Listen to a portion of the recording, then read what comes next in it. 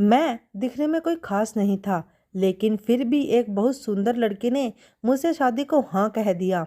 इस बात पर मुझे यकीन नहीं हो रहा था।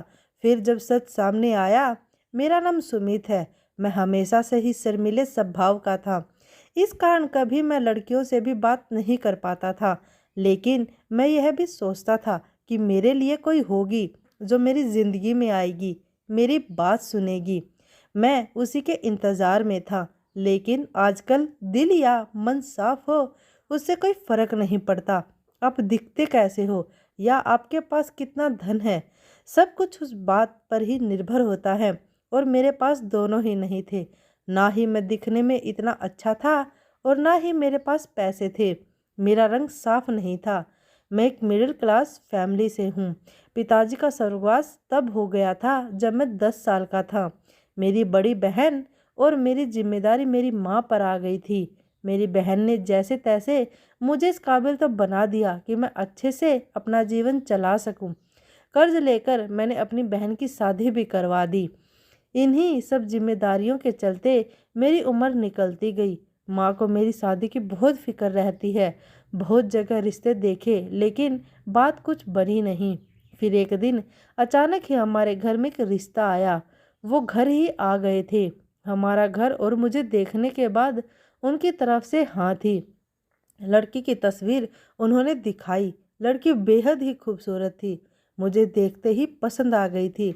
लेकिन फिर मेरे मन में निराशा आ गई, क्योंकि मुझे पता था कि इतनी सुंदर लड़की मुझसे शादी को हाँ क्यों करेगी। इससे पहले भी मेरे साथ यह कई बार हो चुका है। इसलिए उनके जाने के बाद मैंने माँ से कहा कि हम वहाँ नहीं जाएंगे। माँ ने पूछा क्यों?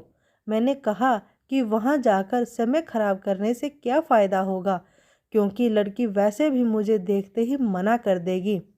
लेकिन माँ ने कहा कि कुछ भी हो, वो हमारे घर आए हैं, अपने घर आने का निमंत्रण देकर गए हैं, हमें जाना चाहिए। माँ के कहने पर मैं वहाँ जाने को तैयार तो हो गया, लेकिन मेरे मन में कोई उत्साह नहीं था। हम उनके घर यहाँ पहुँच गए। हमें देखकर वो बहुत खुश हुए। लड़की का नाम रानी था। मैं वहाँ जब बैठा था, तब वो नीली साड़ी में चाय लेकर आई। बहुत सुंदर थी, लेकिन मुझे पता था कि मुझे खुश नहीं होना है।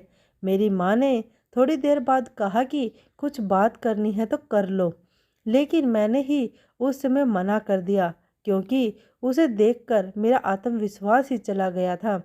मैंने कहा नहीं, ठीक है, आप बड़े लोग जो ही सही समझें।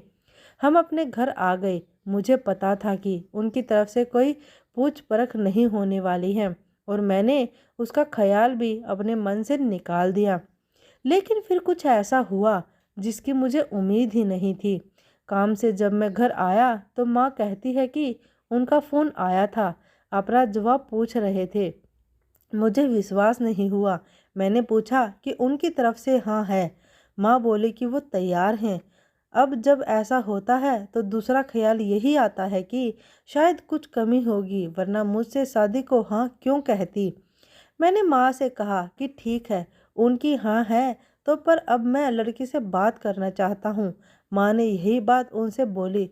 उन्होंने कहा कि अभी हमारे घर में कुछ दिनों तक घर ठीक करने का काम चल रहा है, इसलिए आप फ़ोन पर बात करवा दीजिए। उसका नंबर अब मेरे पास आ गया था। मैंने रात उसे फ़ोन किया। उधर से हेलो बोला गया।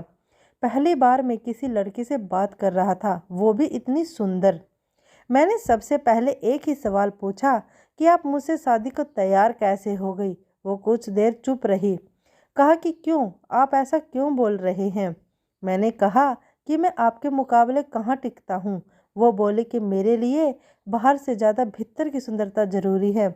मैंने कहा कि आपके और मेरे विचार तो मिलते हैं। वो बोली कि आप भी इसी बात में मानने वाले हैं। मैंने बोला हाँ। बस उसी दिन से ही मैं हवा में उड़ने लगा। प्यार में कैसा होता है आज तक मैंने सिर्फ सुना ही था, लेकिन जब सच में मुझे प्यार हुआ तो मुझे पता चला कि प्यार एक अद्भुत एहसास है। मुझे सबसे ज़्यादा उसकी आवाज़ से प्यार हो गया। हम लोग सिर्फ शाम को ही बात किया करते थे, वो भी सिर्फ 10 बजे तक। शादी के लिए तारीख पक्की हो गई थी। शादी की तारीख पक्की हुई तब मैं बहुत खुश था। उस शाम जब मैंने फ़ोन किया तो मैंने उससे पूछा कि कैसा लग रहा है तुम्हें। उसकी तरफ से थोड़ी देर तक खामोशी रही। मैंने पूछा, क्यों, तुम खुश नहीं हो? उसने कहा कि मैं तुमसे मिलना चाहती हूँ। मिलना मुझे भी था, लेकिन मैं कह नहीं पा रहा था। लेकिन उसने ही बोल दिया। हम लोगों का मिलना तय हुआ। अगले दिन सुबह सुबह ही मेरी माँ मेरे कमरे का दरवाज़ा जोर से बजा रही थी। मैं नींद से उठा। मेरी माँ को हमारे किसी परिचित से उस लड़की का सच पता चला। उसे सुनने के बाद मुझे पता चला कि इतनी सुंदर होने के बावजूद उसने मुझसे शादी को हाँ क्यों कहा। आखिर वो भी मेरा फ़ायदा उठाना चाह रही थी। माँ ने उन्हें भला बुरा कहना शुरू कर दिया। उसी समय उन्होंने रिश्ता तोड़ने का मन बना लिया। मुझे आज उससे मिलना था। मैं सोच रहा था कि माँ जो कह रही है वो कैसे सच हो सकता है। मैं उससे मिलने गया। एक रेस्टोरेंट में मिलना तय हुआ था। मैं वहाँ जल्दी पहुँच गया। बस यही सोच रहा था कि माँ जो बोल रही है वो कैसे सच हो सकता है। कुछ देर बाद वो आई। उसके साथ में एक लड़की और थी। वो दोनों मेरे पास आकर बैठ गई। रानी के चेहरे पर एक डर था, घबराहट थी। मैंने उससे पूछा, कैसी हो? उसने सिर्फ सिर्फ सिर हिलाया। मैंने फिर पूछा कि मुझे क्यों बुलाया था। मेरे इस सवाल के बाद वो जवाब आया। उससे माँ को जो पता चला था वो सच ही निकला। जवाब रानी ने नहीं, उसकी साथ आई उस लड़की ने दिया। और आवाज़ वही थी जिससे मुझे प्यार हो गया था। लड़की रानी की चचेरी बहन थी। वो बोली कि हमने आपसे एक बात छिपाई है। रानी बोल नहीं सकती। रानी की जगह मैं आपसे बात करती थी। रानी मेरे साथ बैठी रहती थी, लेकिन रानी चाहती थी कि शादी से पहले आपको सच्चाई पता चल जाए जो उसके घर वालों ने छिपाई है। यह आपको पर्दे में नहीं रखना चाहती थी। अब आपका जो भी फैसला हो वो रानी को मंजूर है। सभी ने अपनी बात बता दी। माँ ने कह दिया कि शादी नहीं करेंगे। रानी ने मुझे सच्चाई बता दी और मुझे डाल दिया दुविधा में। मैं उसे अब धोखेबाज भी नहीं कह सकता था। वो सच बताने के लिए ही आई थी। उसकी आंखें मुझे बहुत कुछ कह रही थी। मैं उसे मना कैसे कर सकता था। मैंने उसका हाथ पकड़ा और कहा कि क्या तुम भी मानती हो कि बाहर से ज़्यादा भीतर की सुंदरता ज़रूरी है। उसने हाँ में सिर हिलाया। मेरी माँ को मनाना थोड़ा मुश्किल था, लेकिन मैं जानता था कि वो मान जाएंगी।